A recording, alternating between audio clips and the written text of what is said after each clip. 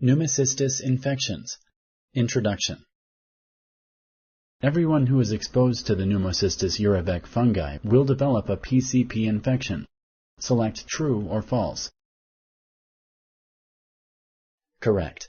Many people who are exposed to the fungus do not get sick because their immune systems are strong. Researchers are not yet sure how people get PCP. It happens to people with weak immune systems.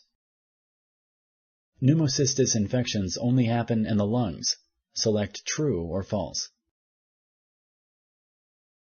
Correct.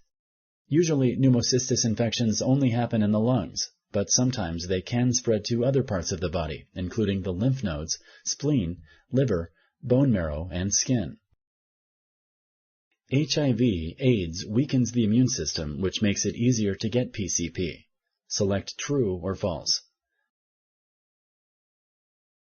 Correct. PCP and other pneumocystis infections happen in people with weakened immune systems. Which of these symptoms can be caused by PCP? Choose one of the following options. 1. Difficulty breathing. 2. Dry cough. 3. Fever.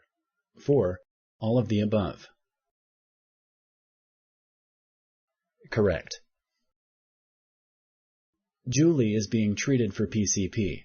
After 2 days of treatment, she starts to feel better. Should she stop taking her antibiotics? Select yes or no. Correct. Julie should not stop taking her prescribed drugs just because she feels better.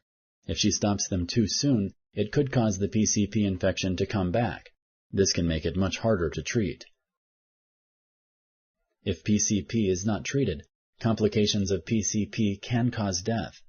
Select true or false. Correct. The key to surviving PCP is early treatment. If your healthcare provider thinks you are at risk for developing PCP, he or she might choose one of the following options. 1. Prescribe TMP/SMX. 2. Give you a vaccine to prevent PCP. Correct. TMP/SMX can be given to people at high risk of developing PCP. This can stop the illness from happening. Thank you for using Explain.